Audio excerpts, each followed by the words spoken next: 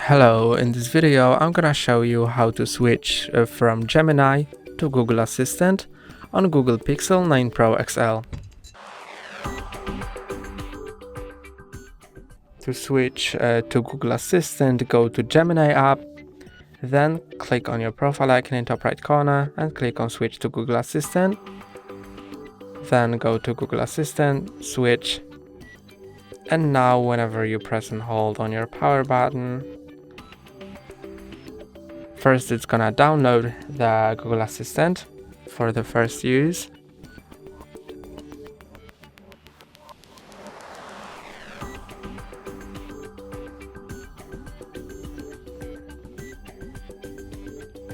And now when you press and hold on the power button, you can ask Google Assistant questions. And that's all for today. Don't forget to like and subscribe. See you next time.